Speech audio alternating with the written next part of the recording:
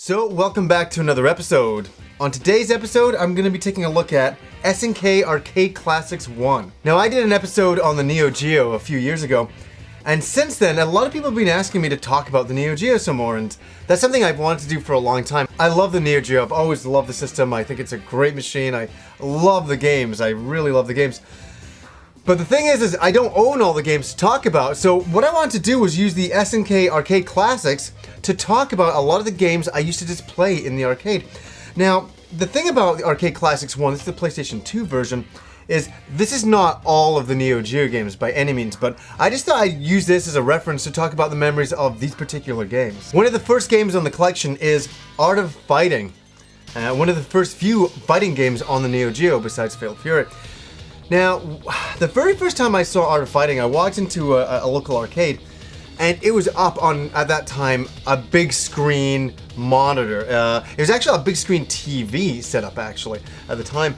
I remember walking in, and the first thing that, you noticed with Art of Fighting back in the day was the characters were so huge. I'd been playing Street Fighter, and the characters were a decent size, but Art of Fighting, with the scaling, they were like the size of the entire screen, and I, at that time, had never seen characters that big. I thought it was amazing.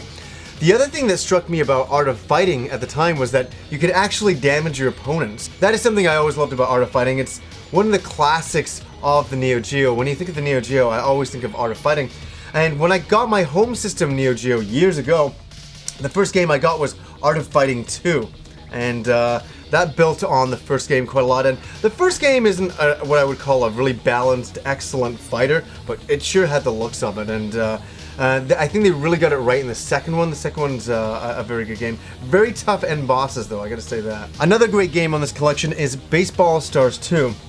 Now, my history with Baseball Stars is that I played the original on the NES.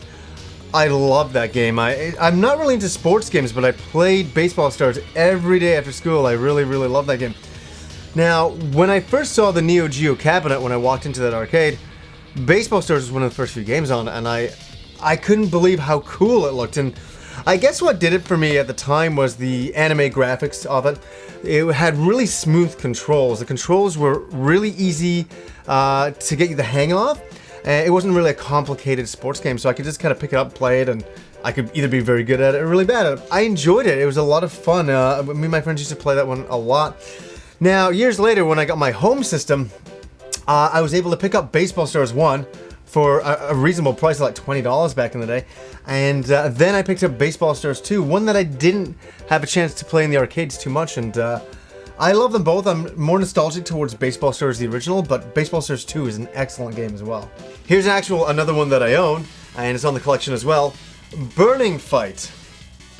Man, this game gets a bad rap. It gets a really, really bad rap, and from my experiences playing it, everybody calls it a Final Fight clone, and as a side view beat 'em up, it absolutely is. But at the time, it was still doing its own thing. It was Final Fight on the Neo Geo, and that wasn't a bad thing. And one thing I liked, it kind of had a few Street Fighter-ish controls for playing the game, and it's very repetitive. But a lot of those games back then were repetitive. They're side view fighting games, but for some reason, Burning Fight gets a lot of hate, and it's really sad because when I saw it in the arcade the first time, I thought it was awesome. I had no problem with it. And it's funny, years later, everybody's like, oh, Burning Fight sucks, it's this and this and this. But Burning Fight, it's funny, I was able to get this copy of Burning Fight for like $20 when I got my home system. And I walked in the store, it's $20. I'm like, oh my god, like, Burning Fight's here. I couldn't believe to actually find that. So I like Burning Fight. It's a great game. And I took a little bit of flack in my original Neo Geo episode that I did years ago by saying that Fatal Fury 1 was a Street Fighter clone, and I wanna take that back for a second and rephrase that, because what I meant is that Street Fighter, when it came out, was the king of fighting games. That everybody was playing that, and when I went to my arcade, I'm playing Street Fighter, but off to the side was Fatal Fury. That came in one day, and I started playing it, and I guess it was the only other game that was like Street Fighter, so I think a lot of people, including myself, looked at it as a clone fighter, but it was its own original game, and it later spawned sequels and became really its real own thing. And I love Fatal Fury. I've never got a chance to say that. I think in the original review of the Neo Geo. I think Fatal Fury is an excellent game. I love the characters. And here's my copy of Fatal Fury Special. I love all these characters. Terry Bogard, Andy Bogard, Joe Higashi. Oh my, there's just too many amazing characters. Duck King? Do I need to say anything more? Oh my god. But Fatal Fury came out at a very interesting time, just after Street Fighter first came out, and it did its own thing. It really did, and I think myself and a few other people call it a clone. I take that back now. Fatal Fury really came into its own, and I remember being in Las Vegas. I walked into an arcade. This was cool. When Fatal Fury Special came out, I just had to show that. And I just remember in this one arcade, I think it was in the MGM, it was just a row of Fatal Fury Special machines, and I'd never seen that many Neo Geos in one place, all playing the next big game. Yeah, that's a memory I always have about Fatal Fury Special. Okay, you can't mention the Neo Geo without mentioning the King of Monsters. And this was a very, very cool game back in the days. You just basically play as monsters and you fight against each other. It's very simple. It really is. There's nothing complicated here. There's nothing secret or hidden. It is what it is. But it was fun.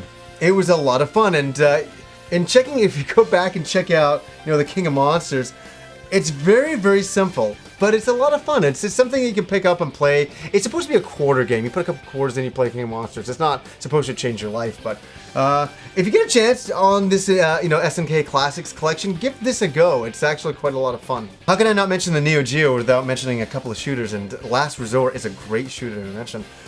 Holy shit! I remember me and my friends playing this game. Oh, at the time, the graphics of the Neo Geo were really highlighted by Last Resort. It was just an incredible game to see in motion, and it's one I wish I had. It's just a great classic Neo Geo shooter, and what more can be said?